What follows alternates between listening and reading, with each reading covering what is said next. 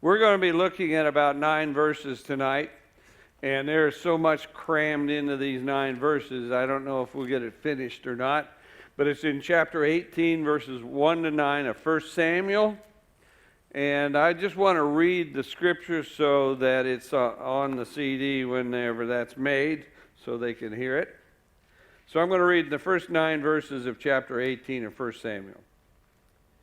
When he had finished speaking to Saul, the soul of Jonathan was knit to the soul of David, and Jonathan loved him as his own soul. And Saul took him that day and would not let him return to his father's house. Then Jonathan made a covenant with David because he loved him as his own soul. And Jonathan stripped himself of the robe that was upon him and gave it to David, and his armor, and even his sword, and his bow, and his girdle.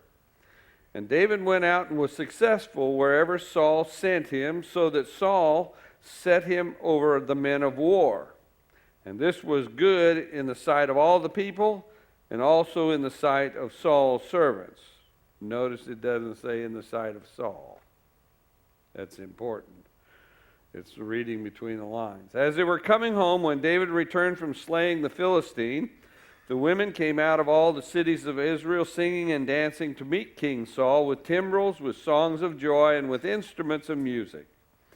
And the women sang to one another as they made merry, Saul has slain his thousands, and David his 10,000s. And Saul was very angry, and this saying displeased him. He said, they have ascribed to David 10,000s, and to me they have ascribed thousands. And what more can he have but the kingdom? And Saul eyed David from that day on. Last week we kind of ended at kind of looking at our past and where we've been. And if you'd have known where you were going to be at this point in time, or the things that you have gone through in terms of your life, say in the last 15 years or maybe the last 30 years, if you would have known some of those things, probably you would have run the other way. Well, as we start this, David's life is changing. And he has slain Goliath.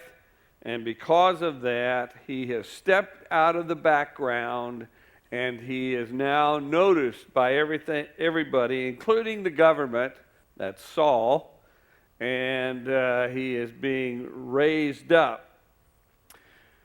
If he had known this, and if he knew what was coming in the next few years, I'm not sure David wouldn't have run the other way. I think we all need to understand, none of us are getting out of here alive, but sometimes that's the best kept secret of the world. It always applies to everybody else, but never to me. It's a myth that I will die. And we may not come right out and say that, we may know better, but the fact of the matter is, most of the time we live as if it is a myth that we will die.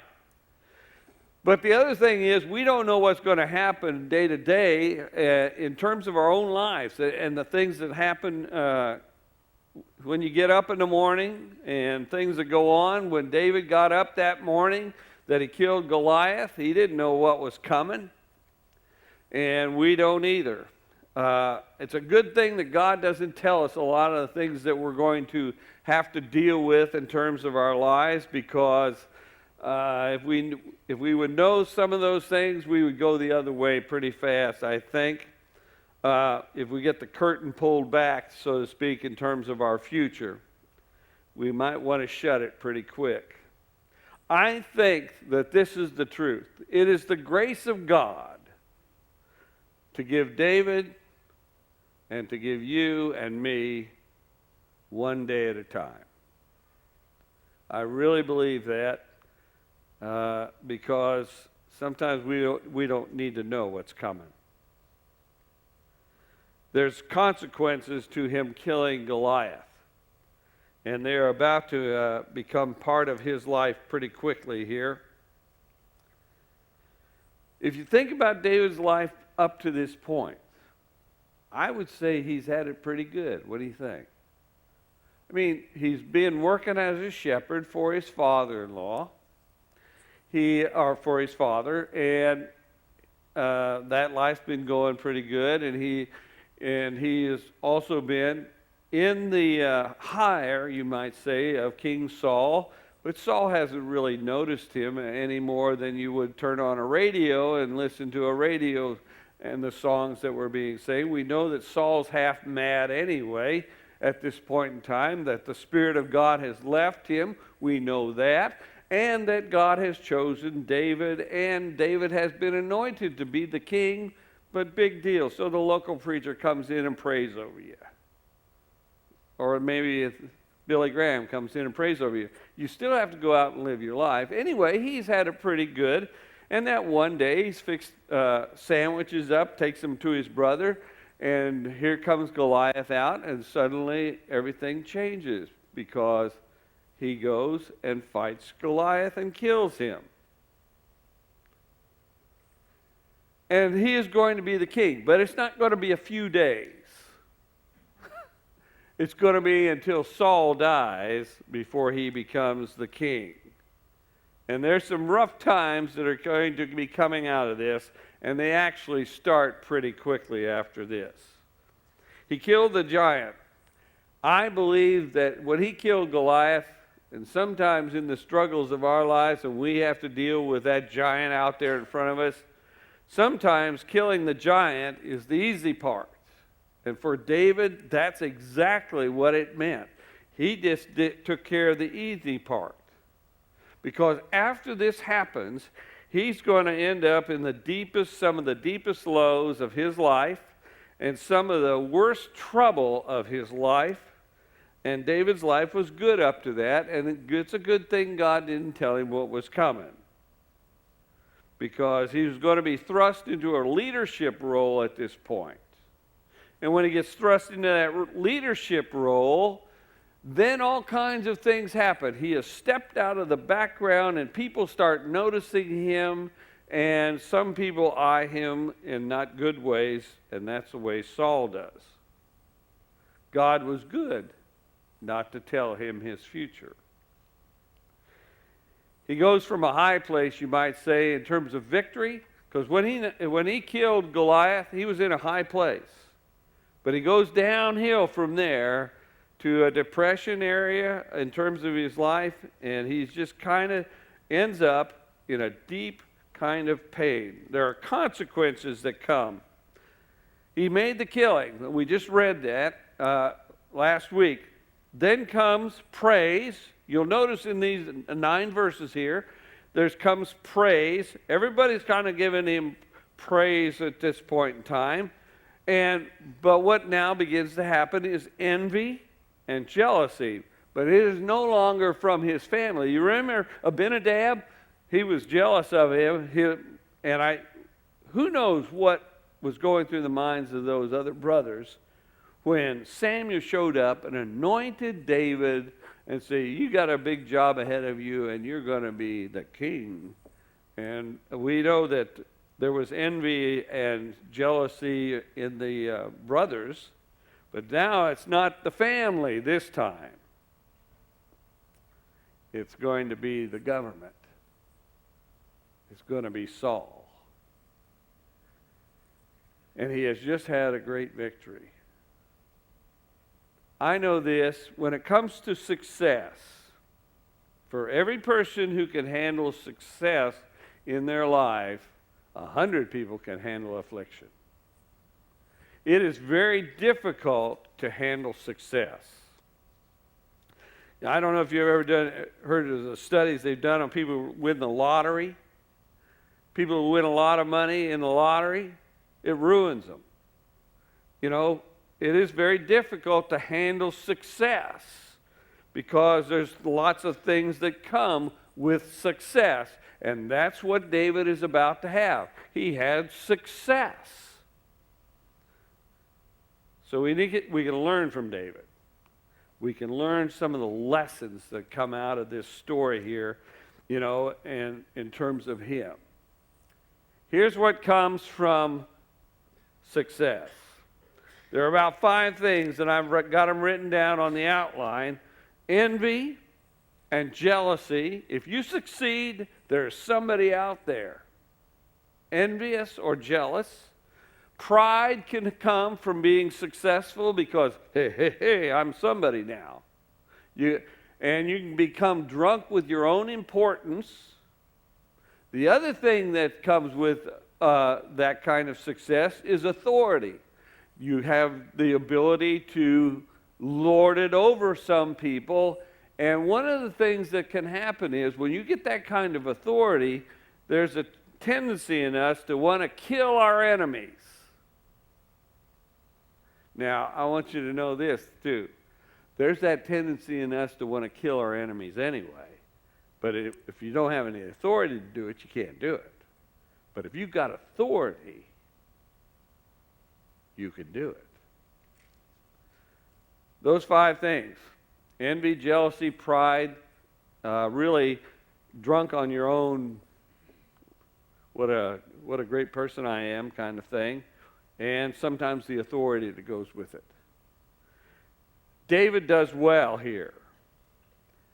We don't know it all here at this point in time, but one of the things that David will do, and it begins at this point in time when Saul brings David into the household, doesn't let him go home anymore, and then he begins to assign him as probably like a colonel over some of the warriors and part of his army and stuff.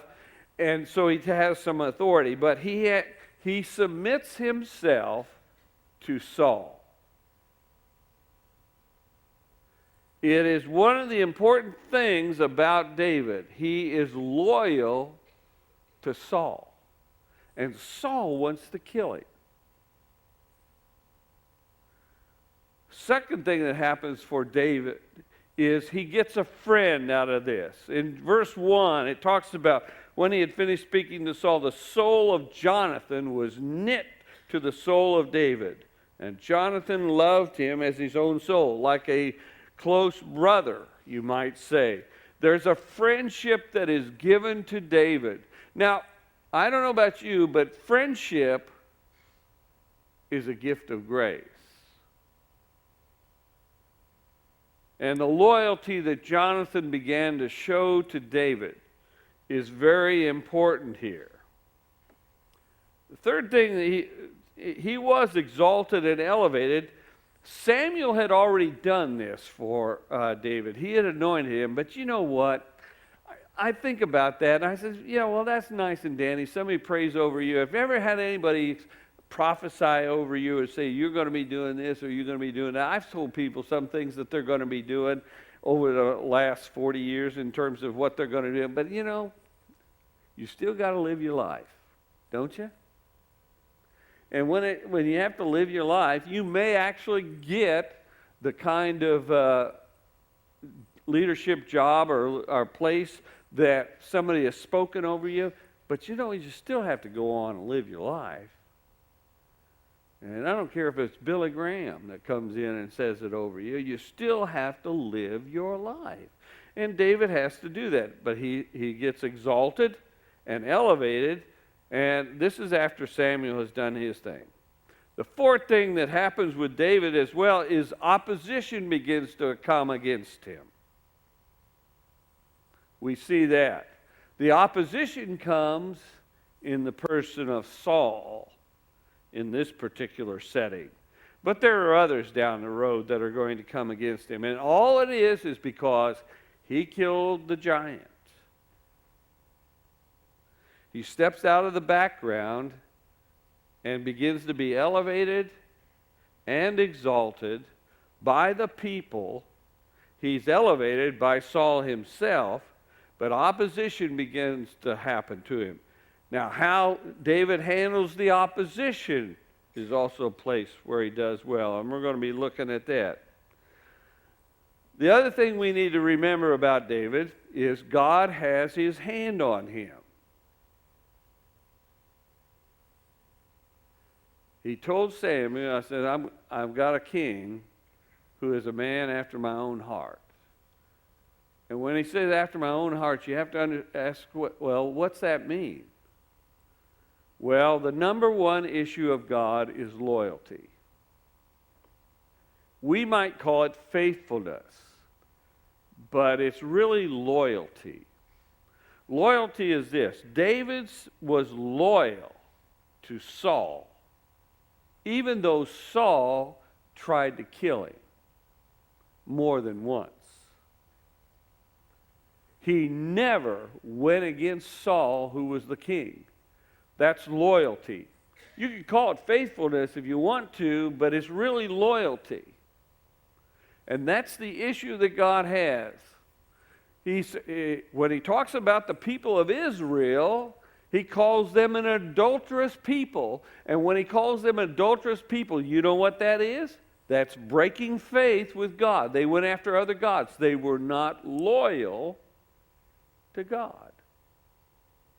God's issue has to do with loyalty. And that's important for us to do this. Now, God's hand is on David. But in order to make him the kind of leader that he wants him to be, and also sometimes when you end up being leader, I'm here to tell you, you can expect trouble. And God puts you into a place of leadership or in some form or fashion, and you can expect trouble coming your way, even though God's hand may be upon you. There's a lot of things that's going to happen to David. And there's a certain sense in which God has his hand on him, but he had to break him and sharpen him and remold him and do all kinds of things to him.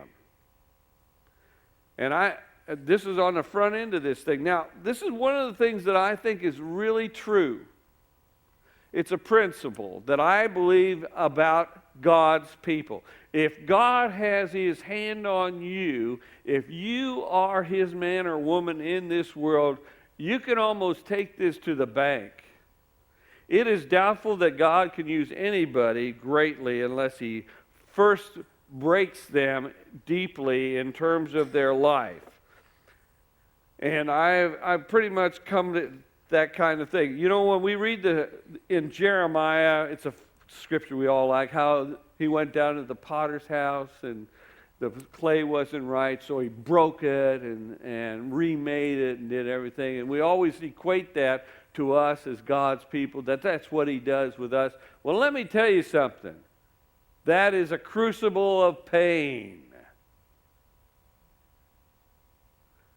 If God's going to do those kinds of things to you, he's going to cause you pain. Now, it may be physical pain, but a lot of times it's psychological pain.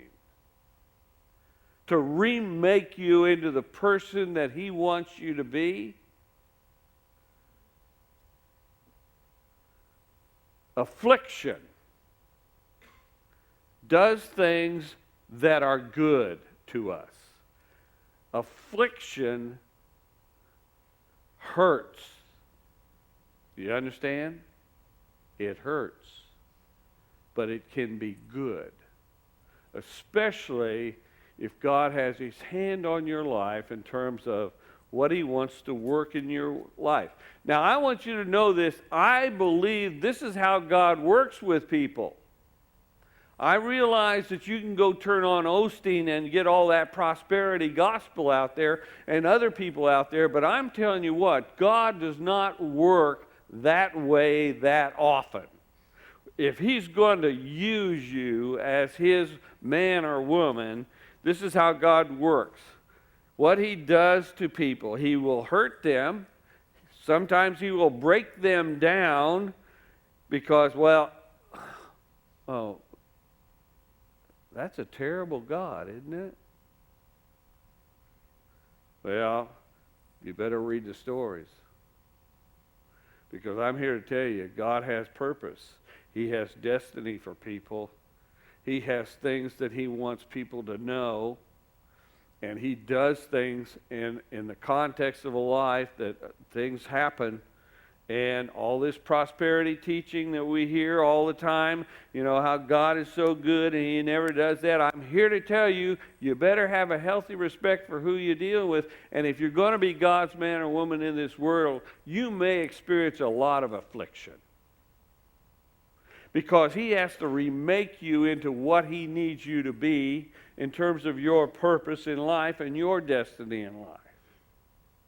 Ooh, I'm not sure I want that kind of God.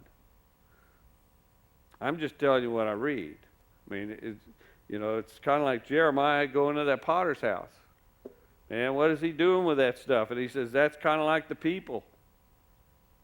And that's what's going on here. And David is about to be in a crucible of pain. Up to this point, he has been learning by himself out in the fields and doing what he can. But suddenly, he is raised up. And when he was raised up, things begin to happen against him. It's a good thing that there have been some private victories that have taken place before ever he comes into the public life, because things are going to change for him.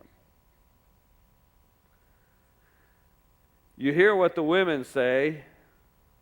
They're saying, well, Saul has slain his thousands and David has slain his 10,000. Well, the fact of the matter is, that's the way the public talks. All you have to do is watch the media. God. Well, we got a whole year of politics ahead of us. And all you have to do is watch the media. How many people has David slain? One. One big guy. That's it.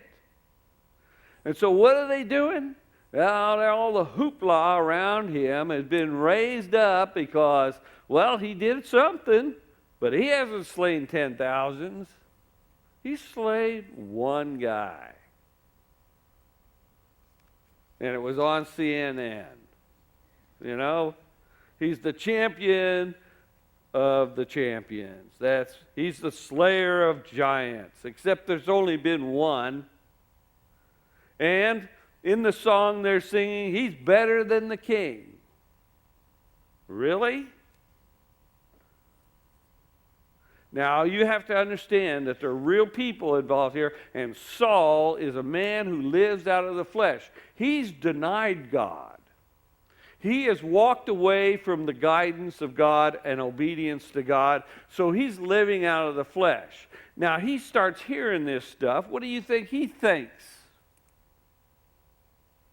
He's not too keen on this David guy because the people are calling him the better than him. Well, Saul's been probably king for 20 years, and if anybody's slain 10,000, it's probably Saul and his armies. And so it says Saul was very angry, and this saying displeased him. And it's good to be the king, because you can be rough on people when you got authority over them. So you have David, who killed one guy. Granted, he was a pretty tough guy, big guy, but that's all he's done. And you have Saul, who's been king for 20 years or more, but is not looking to God anymore in terms of his life. David was submitted to Saul as king and his authority. He's a man after God's own heart. He believes in authority. Remember the bees. There's more going on than meets the eye in this scripture. And you need to keep it in mind, because there's more going on in your life and around you than meets the eye. And people are all kinds of thinking that goes on in this life, and there's all kinds of webs of intrigue that happen. Now, one of the principles that I come from, if you are like David and you are submitted to a boss or something like that, I've learned this thing: you make the king look good. It's just wisdom. You make a success of your superiors. David is a king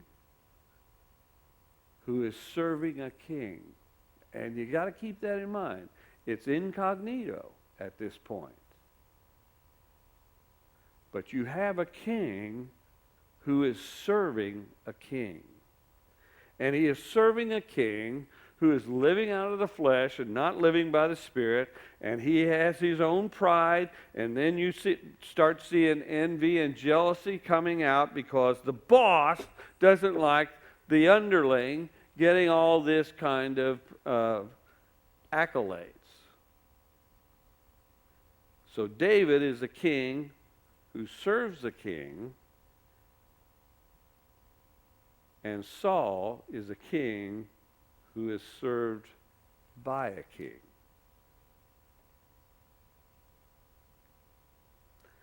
Once again, Saul is living out of the flesh. He had his chance to be God's man. But what he chose to do with his life was he chose to do what he wanted to. He lived out of his own will. And that's what happens. And he was living out of the flesh. David is a man after God's own heart, and he's living out of the Spirit, and that heart is that he is a man who is loyal to whoever he's authority over him. But what we also know is that God decided to lift his hand from Saul, didn't he? He lifted his hand. He said he no longer had his spirit. That's when the evil spirit came. We know that David is covered by God's hand. God was with David, and he was no longer with Saul. If you are God's man or woman, I mean this really, if you really are and you're trying to live your life according to God's will, and that's where you're pushing yourself all the time, I want you to know, do you believe this? The same thing that he said to Abraham, and he said to other people in the Old Testament, I am your shield and defender. Do you believe that? That he is your shield and your defender. I believe it. And I also believe this, that if I encounter people who are working for God and they are obviously working for God, God is their shield and their defender. Now, the shield part doesn't bother me too much. But if God's your defender, I don't want to mess with you, because God may decide that I'm going to defend this person right now, and I'm going to smack you up the side of the head, Jack. I mean, if you think about it, if he says that you're a shield and defender, well, the shield part's good, but the defender part is the part that's scary to me. If he's your shield and defender. And see, David,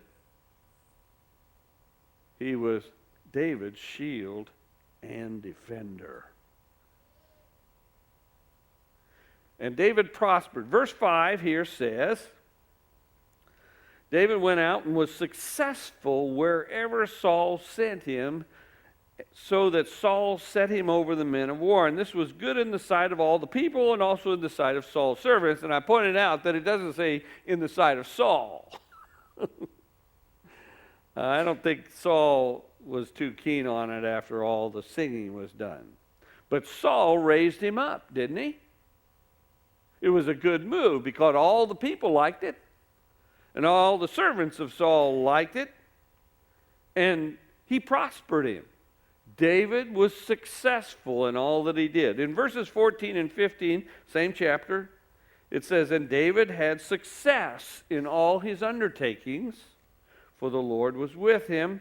And when Saul saw that he had great success, he stood in awe of him. Verse 30 in the same chapter, then the princes of the Philistines came out to battle, and as often as they came out, David had more success than all the servants of Saul, so that his name was highly esteemed. Success. David had prosperity. Why did David have prosperity? Because God was with him.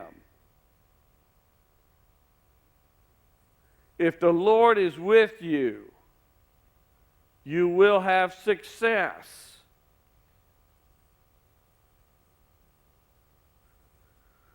Why is David having the success? Because he is a man after God's own heart. That is, he understands the faithfulness, loyalty, and all that goes with that. And he's living by the Spirit, which is he's looking to God for his life. So David does his job. That's all he's doing. Saul puts him over the armies, and everywhere he goes, God gives him the victories.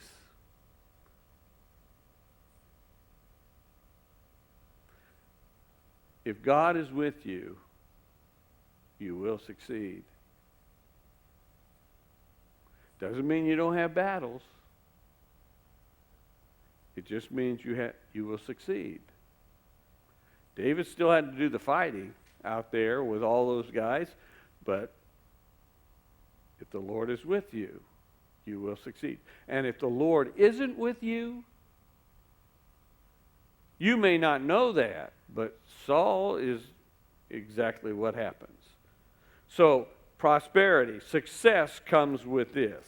Now, another thing that David gets is he gets a kindred spirit, a friend. In verse 1, in this is when he had finished speaking to Saul, the soul of Jonathan was knit to the soul of David. And Jonathan loved him as his own soul. They were knit together. They became friends. How many friends have you got? People that are woven, and there's another thing about this.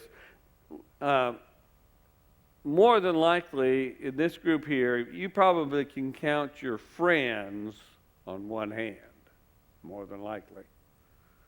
Because there's just not that many that get that close. But I want you to also notice that in this particular setting, there's another thing that's involved.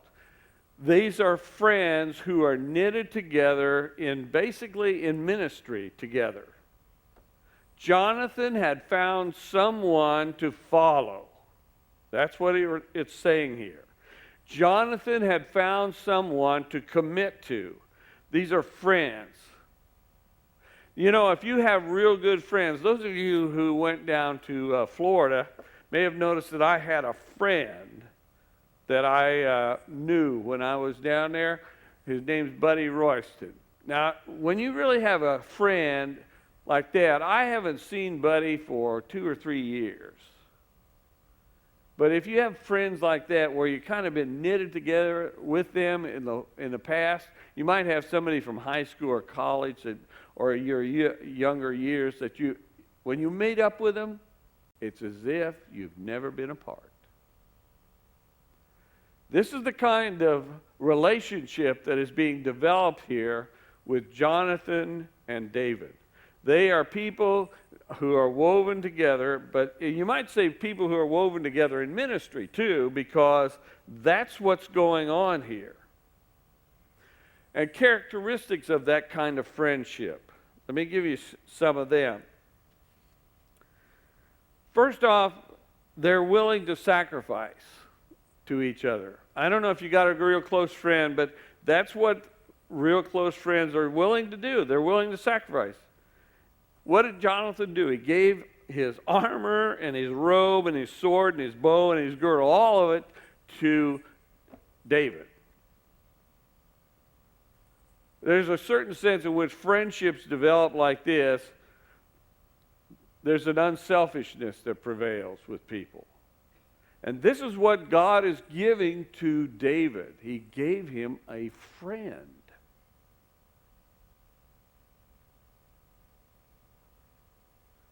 If you read chapter 20, verse 4, you get a picture of this because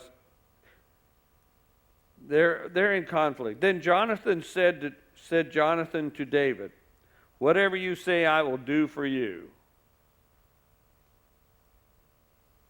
Whatever you say, I will do for you. Now, they were in a difficult place.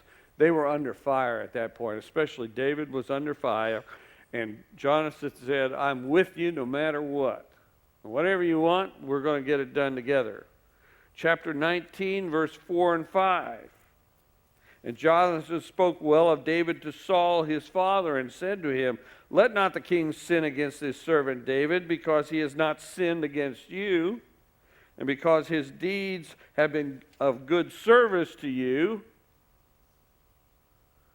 For he took his life in his hand, and he slew the Philistine, and the Lord wrought a great victory for all Israel. You saw it and rejoiced. Why then will you sin against innocent blood by killing David without cause? This is Jonathan being David's defender at that point in time.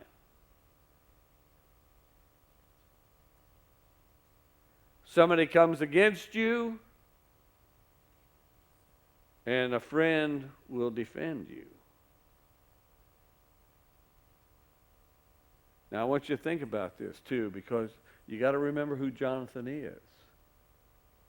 He's the son of Saul, which means he's the heir apparent.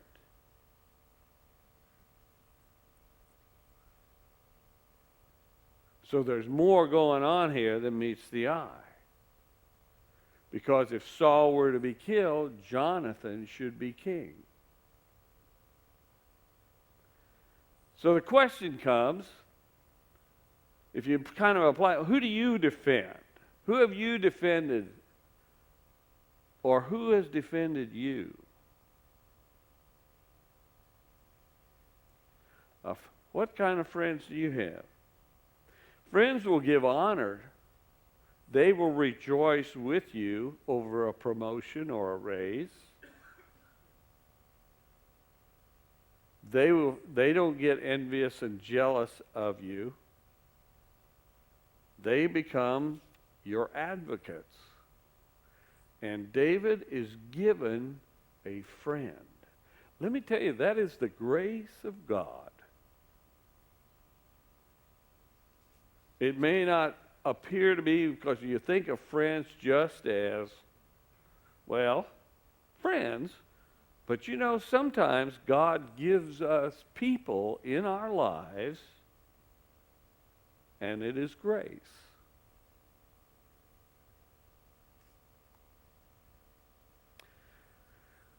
The other thing I want you to kind of look at here is a little bit of palace politics, because that's what's going on here. If you just change the picture here from a kingdom to a corporation or to an office, you could have some of the stuff. This is what I call palace politics. In business, if somebody gets a promotion in business, what are the attitudes of the people around it? How does it affect everyone in the office or in the business? I want you to notice that Jonathan stands with David, and he is being promoted all the time by, well, I guess it would be God, but by the people, by the servants of Saul, by Saul himself. He gets these promotions that are happening around him. And Jonathan stands with David. There's no jealousy there. There's no envy. And he's next in line for the crown.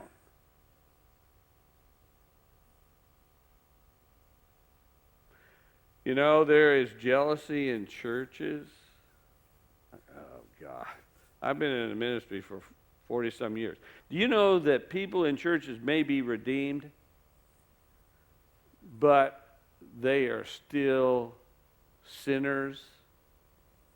And I include myself in this. And they still act like people who are not redeemed a lot of the time. And it happens all the time in churches.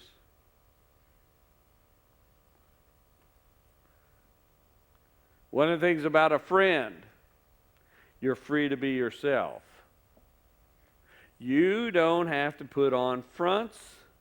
You don't have to explain why you are doing what you are doing or what you are saying. You don't have to do that. With a real friend, you are free to be yourself. More than likely, they know you anyway, don't they? Chapter 20, verses 41 and 42.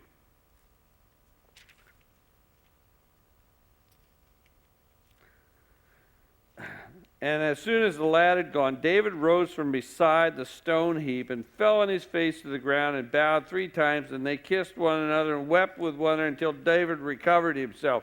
Then Jonathan said to David, "Go in peace, for as much as we have sworn both of us in the name of the Lord, saying, the Lord shall be between me and you, and between my descendants and your descendants forever." And he rose and departed, and Jonathan went into the city. Now, I'm not going to go into what's going on there, because we will cover that later on. But what they were doing was they were sharing anguish and pain together. Basically, David was bleeding all over Jonathan. You know, David was in a bad place. And Jonathan was there as his friend. And one of the things about a friend is, a friend won't give you a sermon and 3 scriptures to go with it. They'll sit there and they'll be with you, and they can listen to you whine and moan and carry on and do that kind of stuff, and it's okay. You know, a friend is somebody who you will have empathy for you, who you can vent on. Oh my God. Isn't it good to vent? Somebody who will hang with you while you're just spewing. We do it, don't we? You know, I stand up here and I have to, but you know there's a real boy in here, and I tell you what, if you were my friend and I'd started spewing on, I'm not sure you could handle it. Because I can spew pretty good. But I mean, it's just, you know, but a friend can handle that. And sometimes they'll slap you up the side of the head, and sometimes they'll be your friend and say, "Yeah, I know, I understand completely." You know, sometimes they'll just blow you off because they know you're venting and stuff, but they're friends. And if you got one, it's a gift from God. You see, a friend encourages and strengthens us in terms of these kinds of things. And it's important for us to understand that that is a gift that God gave to David because he was going to need one. Because he had stepped out of the background, God was going to rework him and remake him, and so that's what happened, and we're dealing with people, and this is where the plot thickens in chapter 18. Because David is now driving in traffic. He is no longer just taking care of sheep. He is out there as a leader. Verse 5, and David went out and was successful wherever Saul sent him, so that Saul sent him over the men of war, and this was good in the sight of all the people and also in the sight of Saul's servants. And the plot thickens, because now he's driving in traffic. And there are relationships that happen with opposition here now. The plot thickens. David is driving in traffic. David does everything well. He is loved and exalted by the public. Verses 6 and 7, again, as they were coming home, when David returned from slaying the Philistine, the women came out of all the cities of Israel, singing and dancing to meet King Saul with timbrels, with songs of joy, with instruments of music, and the women sang to one another as they made merry. And Saul had slain his thousands, and David his 10,000s, and the women sing the song. The public is idiots. By the way, we are part of that public. You know that? We're idiots. I mean, when you start dealing with the media, they can say all kinds of things about you and everything. You know, it amazes me to sit there and listen to what they're doing in terms of politics and all this stuff now, because they're all idiots. Just kind of like here. The women sing their song, "Boy, isn't he a great guy," and all that goes with it. And here it comes in verse 8 and 9, and Saul was very angry. And this saying displeased him, and he said, they have ascribed to David 10,000, and to me they have ascribed 1,000, and what more can he have but the kingdom? And Saul eyed David from that day on. Saul, now he's a horizontal man, but I'm here to tell you, most of the world thinks horizontally. It does not think vertically. He is a man who thinks out of his own flesh, and David is a man who lives by the Spirit. And if you want to know about the flesh, let me find Galatians here. You know, how many of you know that's Galatians 5:22 and 5:23? You remember that one? The fruits of the Spirit and all that goes with it. If I can find Galatians. Well, you know what's right before that? In Galatians chapter 5, verse 19, it's this. You want to know what the fruits of the flesh are? It says this, now the works of the flesh are plain: immorality, impurity, licentiousness, idolatry, sorcery, enmity, strife, jealousy, anger, selfishness, dissension, party spirit, envy, drunkenness, and carousing, and the like. Well, let me tell you something about Saul. Saul is living out of the flesh. And so all the works of the flesh can apply in terms of him.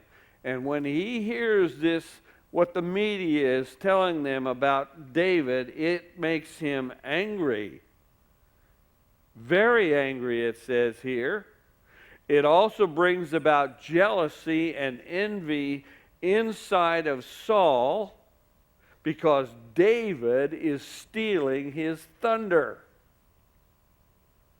And he is beginning to hate him. He is definitely displeased.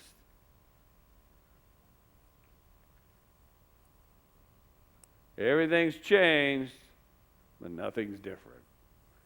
And everything's different, but nothing's changed. And I'm here to tell you, we're just people. And I know that these things work on us. And the more that we can be like the John the Baptist, where he says, I must decrease, he must increase, the more we can get away from the things of the flesh and begin to exude the fruits of the Spirit. But the fact of the matter is, we live out of the flesh an awful lot. And our goal is to live out of the Spirit. And that means to think vertically instead of just always horizontally.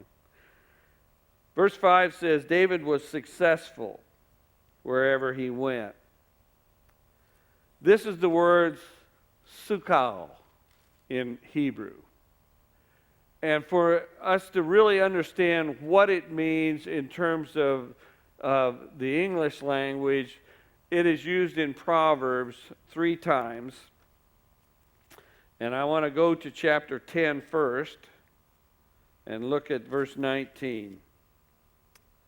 Because this word sukal is used in Proverbs 10:19, exact same word that is described as success for David. When words are many, transgression is not lacking, but he who restrains his lips is prudent. In this particular proverb, the Hebrew word sukal is used, it means prudent. Now remember, it says translated success, but prudent is an aspect of success. If you want to be successful and be wise, first thing you learn to be prudent, that is, you got to learn how to hold your tongue. And once again, if you have a good friend, or if you are a good friend of somebody else, and you know enough to hang that person, or if that person knows enough to hang you, and he doesn't tell, that's being wise.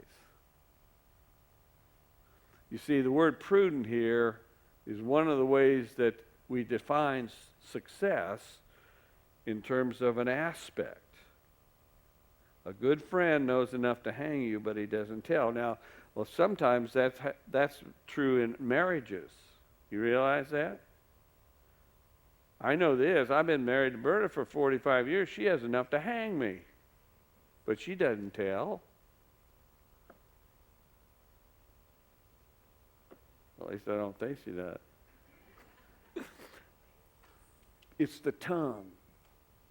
One of the things that causes success to happen is understanding that the tongue is a problem child.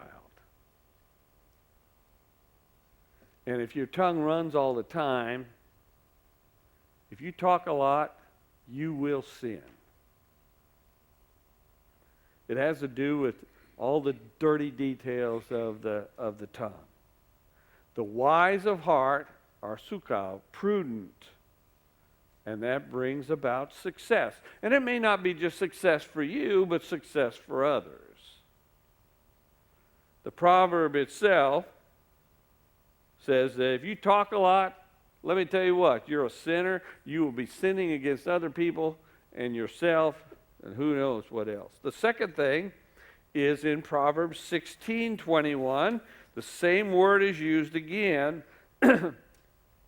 It says, the wise of heart is called a man of discernment, and pleasant speech increases persuasiveness. Once again, notice that the tongue is involved, but a man of discernment.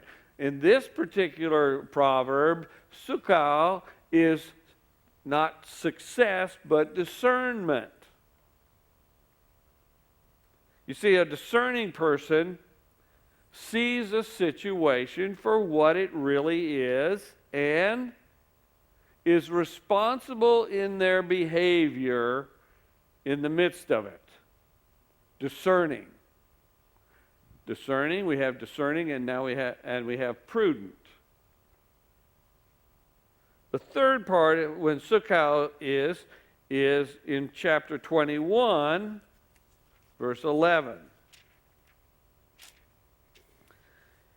Even a child makes himself known by his acts, whether what he does is pure and right. Wait a minute, I got the wrong chapter, excuse me. 20, it didn't sound right. When a scoffer is punished, the simple become wise. When a wise man is instructed, he gains knowledge. He gains success. In this particular setting, it's translated as knowledge. So another aspect of success is a person who is successful is also teachable. When a wise man, a sukal, a successful man, is instructed, that means he's teachable. Do you know what keeps you from being teachable? Anyone? No? Pride. If you think you know it all, you have a closed mind. If you think you know it all, you think you're better than other people. You see, pride prevents learning. It always has. It always will. Because pride brings about a closed mind.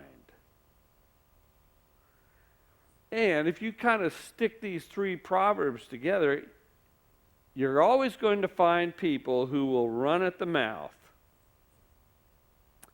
And we can learn our best lessons from enemies and fools. All you have to do is find them.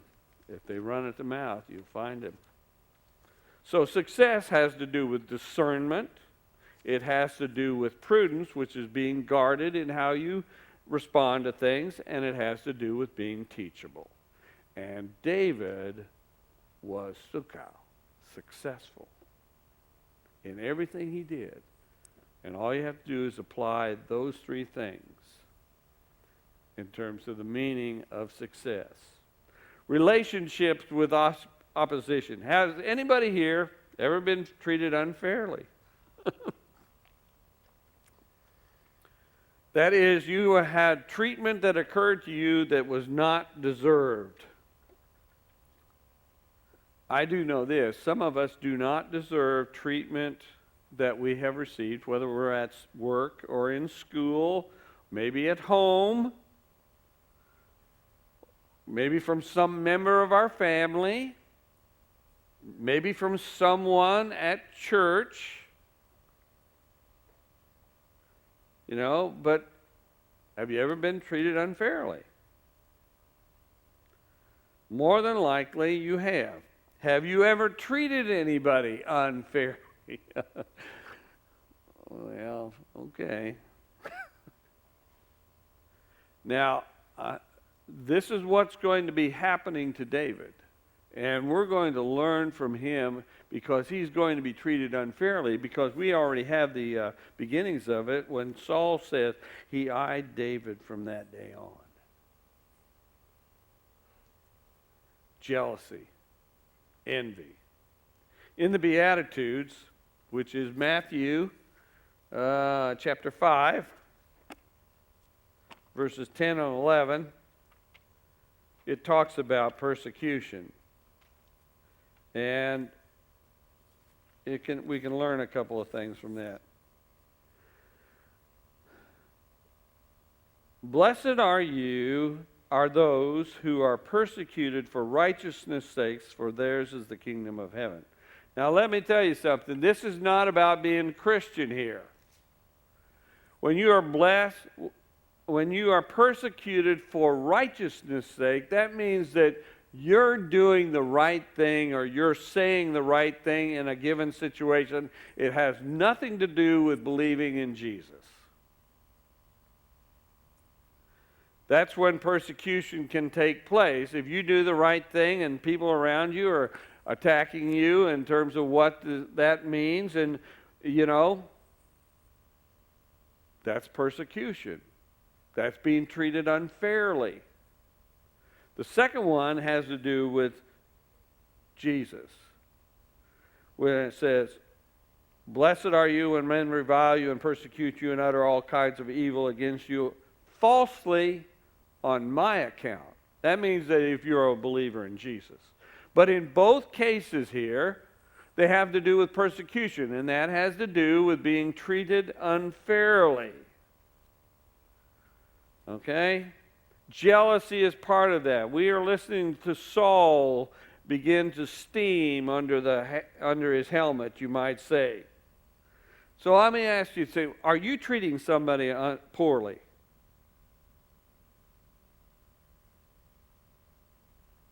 Saul did not know that God had left him.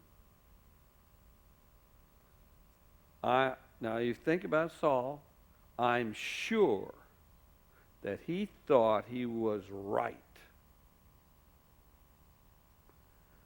And what he was dealing in is self-deception. But his persecution of David and treating him unfairly is because he thought he was right. Saul didn't know that God had left him and had his hand on David. Nobody had told him that. And even if they had told him, do you think that he would have taken it to heart? Unfairness. I know this, that when we're dealing with people, we always need to remember that they are under God's perspective too. All of them. Both the ones we like and the ones we don't like, and the ones that irritate us and the ones that make us feel good. And we need to understand that if we are thinking vertically through the Spirit, we have to be careful how we treat people. Because you can be unfair, and it may just be from your own self-deception. Unfairness and injustice of life is one of the hardest things to take as well, because there's no way you can make yourself right. Now, I'm one of these guys that is in the public eye. So therefore, I know that for some people, I'm the good guy, and for some people, I'm the bad guy. And the fact of the matter is, I'm just a guy. And some of it may be justified, and some of it may not be justified. And it just depends on where you stand and how you view things. And so I know this truth about this kind of stuff. Unfairness and injustice of life is one of the hardest things to deal with. And if you've got a family member or somebody that's doing that to you, you know how it feels. If you do the right things and you get persecuted for it, you do an honest day's work and you're not appreciated, you get ridiculed for it. And then you think about it and says, well, gosh, I thought I was the good guy. I'm trying to do the good things. And people who do the shady things, well, they get away with this stuff. And life is just not fair. It seems that the wicked prosper and the good get crushed and afflicted. And what is God doing anyway? Now, by the way, that kind of thought is right there in the Bible. Said by some very holy people. So what is God doing with all this? That's when all the people say amen. And you look at David and Saul.